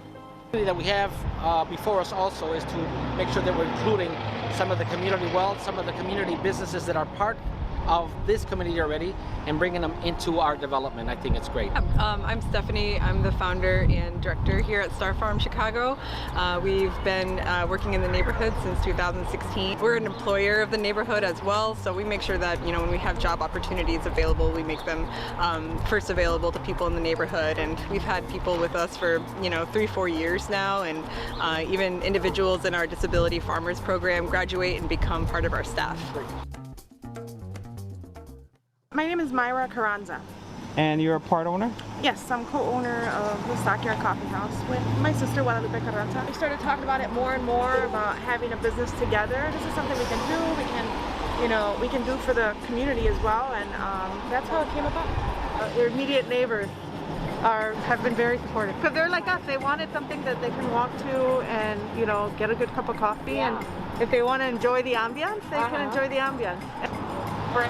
The expansion would be a second location. We are really excited. That will all be removed. The terracotta will be restored. The storefront and the windows will be restored according to historical standards. So we're very excited about that opportunity. Excellent. Growing plants need water, and growing communities need seed money. It's possible that through the Invest Southwest program, the city will grant up to $6.3 million in TIF money to the winning proposal. If the United Yards New City is selected, we will leverage the city's $6.3 million into a $51 million development. We will add the city's investment to our equity based on our tax-exempt debt status, land donations, and historic landmark tax credits. The combination will enable us to make the equivalent of a 41% down payment that will easily attract lenders for the remaining financing. The United Yards team proposes to use the city's investment to rebuild 4 sites instead of just 1, to deliver nearly double the amount of affordable housing called for by the city's request for proposals, to activate empty commercial and retail spaces, and to create green space that will become a gathering point for the community. We envision a state-of-the-art mixed-use development that will fuel activation of the 47th Street corridor with community-centered ground floor spaces and much-needed affordable housing. Our proposal starts at Justine and 47th with 50 affordable apartments for families and a ground floor opportunity center for job training and youth programming. But our vision goes beyond that. Just a half a block to the west at the Rainbow Building, we propose to build 30 units of affordable apartments for seniors, and in the ground floor to construct a new coffee shop to be occupied by Stockyard Coffee, a local business owner that hopes to open their second location in our building. This is the New City Supportive Living Facility, a property that we currently own. We propose to enhance the property by building a Medicaid clinic on the ground floor, 70 spaces of underground parking, and Star Farms is going to help us construct a demonstration garden directly next door to the park. We propose to build 2 state-of-the-art 3-flats built in a modular factory right here in Chicago, providing immediate access to quality affordable housing in the New City neighborhood.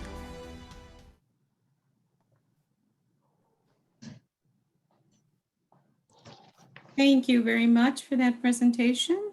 And now we will move it on to our roundtable members, beginning with Ms. Janet Tapia. Ms. Tapia, if you would unmute yourself and please ask your question.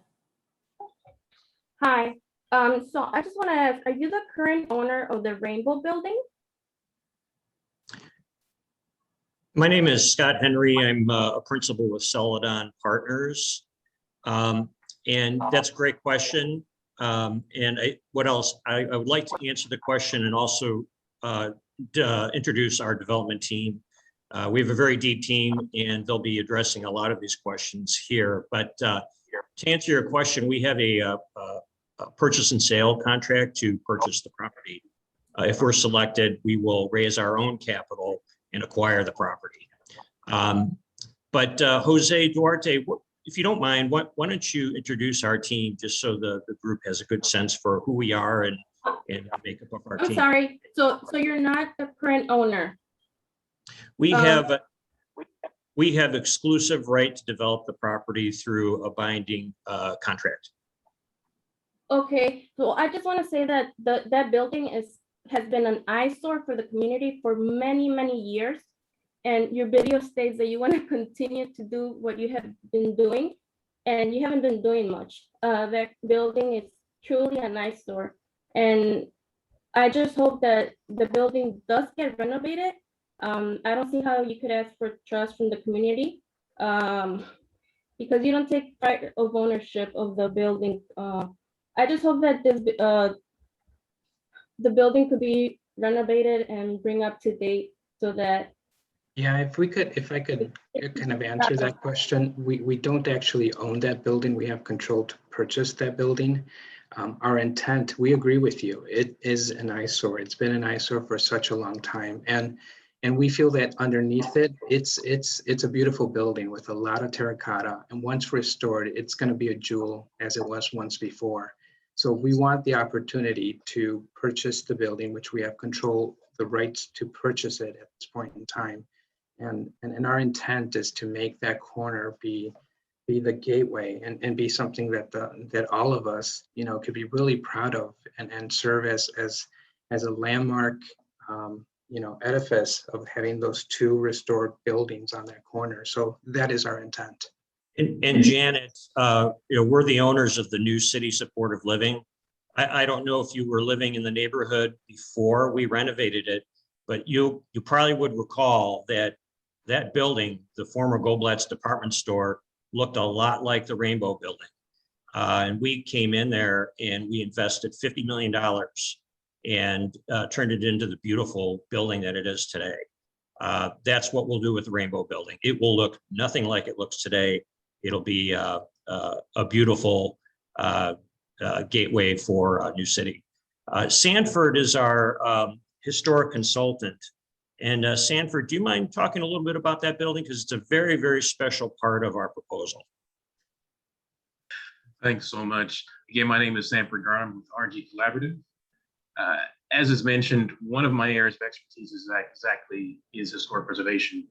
As you all know, the Rainbow Building initially was the Depositors State Bank, built initially in 1924. The current condition really gives no evidence of the true character of that building. The interior of a bank building or these types of buildings actually are extremely well suited for utilization, reuse, particularly for housing and again for offices. That wasn't initially. So that's why it's so exciting to look at this building. And everybody talks about being green. There's nothing we talked about earlier. Nothing is more green than reusing existing structures as much as you can. So just very quickly about the building. Thank you, Sanford. Thank you so much, Mr. Gardner. I would like to move us. I know that Mr. Henry, you wanted to introduce your team, but I would really like to move us through the different questions. We have about 4 or 5 minutes left and want to make sure that you have as much time to answer our audience questions. Okay. So if it is okay, I'd like to move on to Berto Aguayo to ask his question. Berto, if you would please unmute yourself and ask your question. Sure, thank you. Once again, I'm going to sound like a broken record, but I do think that it's important in order to prevent gentrification, to support folks that are rooted in community. And so the question to United Yards is, where are they from and what is their connection to the Back of the Yards community? Well, it's a fantastic question. With the New City Supportive Living Facility, we've been in the community since 2013. So we've been proud to be part of the community and serve an important role in providing affordable assisted living for our aging residents in the neighborhood. But Jose, why don't you talk a little bit about our team and the makeup and where their connection to Back of the Yards? Yeah, just to try to answer that question and kind of show the connection that we have to the community and to the South Side, specifically to New City. You know, we have, you know, first of all, I'm a Chicagoan, grew up in Chicago, went to school in Chicago, currently don't live too far away from there. I actually live in Bridgeport. And then we have, as Scott mentioned, Celadon has been there with the supportive living facility, the senior living facility there since 2013. Steve Thomas of 5T Management, you know, an MBE firm, also you know, manages, and it's been in the community for about 8 years now.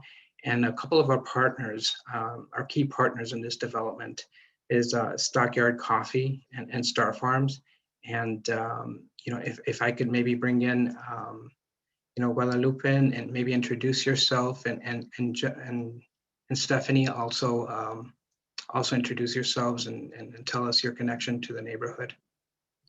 Hi, I'm Guadalupe Carranza. I'm with my sister Mayra Carranza and husband Fernando Gutierrez. We actually grew up in Back of the Yards. We, were baptized at Immaculate Heart of Mary. We went to Robert Fulton. We shopped at Atotonilco, at El Güero. We walked, 47, and, we are really excited. It gives me a little bit of the chills to come back, to a place we left because of a family loss early, when I was 17. But it's really exciting to come back, to be able to give back, to do things. We have a little free library at the Stockyard, and we have another one, at in the community that we live. Being able to give back, to partner with the community, and to give resources. We're the Stockyard, the Stockyard Coffee House. We're really excited. Do you wanna? Thank you. Stephanie? Hey, good evening, everybody. Thank you so much for being here. I'm seeing a lot of friends and colleagues and neighbors on this call, and I'd just like to quickly say that these projects are all so impressive, and it's just a joy to see so many community people here putting forth such wonderful inclusive projects. So I'm happy to be a part of it. But specifically, I've been living in the neighborhood for about 6 years. My mother lived here. We moved here to help take care of her. My husband, this was actually the first neighborhood he came to when he moved here from Mexico. So we have some roots here. I've had my children in this neighborhood. I started Star Farm Chicago in this neighborhood in partnership with community partners. And of course, my kids behind me right now, only when I'm talking. So we have great connections here. And this is not just in the past, and I just don't want to focus on the past, but also thinking about the future and how we can all move forward in the future. And yes, to Berto Arguello's question, STEM gentrification, and one of those things is also affordable housing, but it's also jobs. And just like everybody's been bringing in here, because we are all so holistic, and that's what makes Back of the Yards such a thriving community. It's also sustainability and working with local businesses. But to a question that was also in the chat box, why focus on senior housing?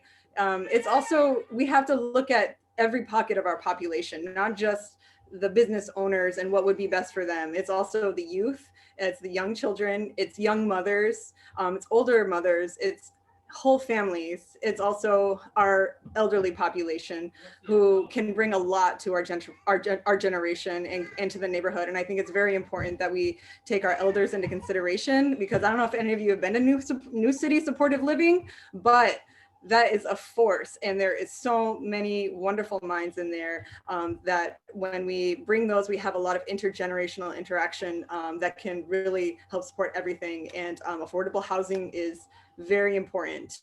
So I'm just going to drop starfarmchicago.com in the chat box so you can learn more about us independently, and also my email, so you can just reach out to me to yell at me or anything else. So thank you, Ms. Dunn. Thank you, Ms. Dunn. And we are going to close the roundtable member section, but I would like to encourage our United Yards team. It sounds like you have a fabulous group of individuals, but I'm going to highly encourage that you be concise with your answers. We have quite a number of questions in our Q&A. We want to get through as many as possible.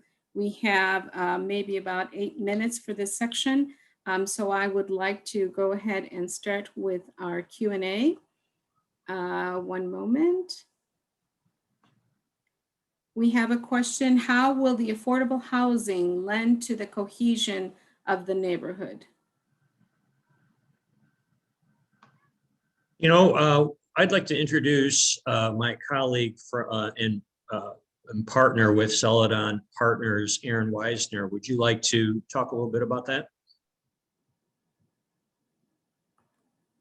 Yeah, well, we see affordable housing as critical to really find high quality affordable housing as being critical to fighting the gentrification trend. We're working in other parts of the city where that trend has overtaken the city. Costs have gone up, rents have gone up. The ability to provide workforce housing level rents at a at a level that we will hold in place for at least the next 30 years is essential to that goal. Thank you so much, Mr. Weisner. I am moving on to the next question, and we have someone who asked, what options do we have for our undocumented population who may not qualify for housing assistance? That's a great question. It's a big challenge everywhere in the city. We get that question with other projects we're working on in Albany Park as well. It's something that it's not a question that we ask. Citizenship is not necessarily a requirement in the low-income housing tax credit space. So I would say that we're inclusive. We welcome everybody. But I would refer you to the Department of Housing for their specific requirements and what they allow and do not allow. Thank you, Mr. Henry. Our next question is about parking. Our question indicates that parking is a huge issue in the community. How many parking spaces will your project offer? Well, part of it is a problem, and we want to control that problem. We know that there are some parking lots across the street, and maybe we could work out a deal with those owners. But we want to make sure that the parking that we provide is under our control and at the use of our residents and commercial tenants. So we have the benefit in our existing building at New City Supportive Living. We have a huge basement. And it's very deep and it's underutilized. So part of this plan is to build an underground garage and provide 70 parking spaces. Now, these spaces will be available for the site at 1515. It'll be available for the Rainbow Building and certainly our residents in New City Supportive Living and the 2-3 flats. So we think that will really, really help address the parking challenges that we have in the neighborhood. Thank you so much for that. Will all units be affordable housing? Yes, they will be. Okay, that was an easy one. What will the rent be? We have about 40,000 residents. How many apartments will be available? So in between all the properties that we're proposing as part of this project, we're proposing to provide 87 affordable apartments, 30 in the Rainbow Building, 4 seniors over 55, and the balance will be in the 1515 building in the 2-3 flats. Now, we are sizing the rents at a maximum of 60% of the area median income. That doesn't mean that we're going to charge that. We want to be the preferred place to live, right? And we know there are economic cycles. So not only do we want to provide the best price, we want to provide the best amenities and the best services for our residents. So we size our rents to a considerable discount to the market. Like I said, it doesn't mean we're going to charge 60. It'll be below that. We know that the market will improve over time, and maybe there's opportunities for rent escalation at that time. But we want these properties to be affordable and attainable for everybody. Thank you so much for that answer. And so along those lines, would the units be mostly studios and 1-bedrooms? Can you break down the unit sizes? Well, I feel like I'm taking all the thunder here. I really want to have some of my colleagues chat. I think Gabby would be good to answer that one. He's itching to say something. I will. I think the one thing I want to say that we really differentiate ourselves from the other proposals, we do have quite a few 3-bedroom units in our proposal. But Gabby from Design Bridge, our architect, our fantastic architect, could you talk a little bit about that offering? Sure. Good evening, everyone. My name is Gabriel Ignacio Chikevich, and I'm the owner of Design Bridge. And for the new building at Justine and on 47th, we have a mix of unit types. We have 10 3-bedrooms, 12 2-bedrooms, and the remainder are 1-bedrooms. Thanks you so much, Mr. Ignacio. There is a question. Who are you partnering with for the Youth Community Center? Aaron, why don't you take that question? Yeah, what's proposed for the community center is actually something referred to as an opportunity hub, which is a technology training, startup support, and venture capital focused initiative. It's a program that's being attempted at a few points in the city. We are working with a strategic advisor, Chicago Neighborhood Initiatives, which is working on this in other locations and has signed on to help us with this. But our intention is to work with a local partner to actually operate and own and serve that in that space. We will provide the space at a $0 rent. And the hope is that once this selection is made, if we're so lucky to be selected, to work with one of the community partners that we have already met with in detail over the previous months to bring them formally in to be the operator. And if I may, if I can just add a little bit more specifics in terms of the youth programs, you know, I've been associated and work with an organization out there called We All Code. Ali Karbasi is the founder and CEO of that, and it's a wonderful organization that provides STEM programs to the youth in the city, free classes that teaches them coding and programming. They have summer classes, weekend classes. And, you know, they're a not-for-profit and they do this out of, you know, strictly from donations and private grants. And so that's one of the organizations that we're targeting that I think would be a fantastic opportunity to bring into New City as an offering to the youth. You know, that, you know, there's no bigger field out there than tech out there and the STEM fields. And to have that ability to have that resources locally, I think would be a great asset to this project and to the community. Thank you, Mr. Duarte. And this concludes this section of Q&A. Again, we are thankful for all of your Q&A. All of those unanswered questions will be put into an FAQ document, which will be available on the webpage. And I am being assured that all of those questions will be answered. Thank you so much for United Yards, and Mr. Duarte or anyone from your team, I invite you to provide any closing remarks. I did the opening, so Scott, you close it out for us. All right, fair enough. Well, why don't I answer a question that I know Alderman Lopez is going to ask, and that's about the financing. You know, as we mentioned in the video, we are, you know, we're hopeful that if we're selected, that the city will provide $6.35 million in TIF. The rest of our financing, you know, in contrast to the other proposals, we don't have any speculative financing. You know, we're not asking for new markets tax credits, which are very hard to get. We're not asking for grants. Our capital stack includes financing that we know we can get. This is not a competitive source that we're competing with against other developers. So we're talking about $31 million of tax credit equity that's raised from a combination of 4% low-income housing tax credits, historic tax credits that really come with the Rainbow Building, and you know, $5 million in affordable state affordable tax credits. We also are putting in $5 million of our own money. A little hard to quantify. Some of it's our own cash, some of it's a donation of property that we already own that we're bringing to the table here. But really, if we're selected and the city provides the $6.3 million, we know that we can raise the other capital. This project will get built. Thank you so much, Mr. Henry, and thank you, United Yards. A huge gratitude to all three of our developers for their patience. Thank you for our audience with our tech issues. I am now going to hand it back over to Nolan for closing remarks.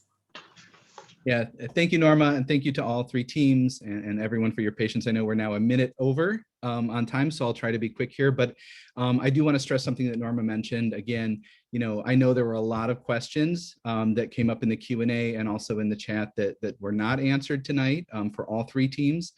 We will make sure that all three teams receive those questions. that were asked of them. We will compile all the answers and we'll put that out in an FAQ. So if your question wasn't answered tonight, rest assured that we will get it answered for you.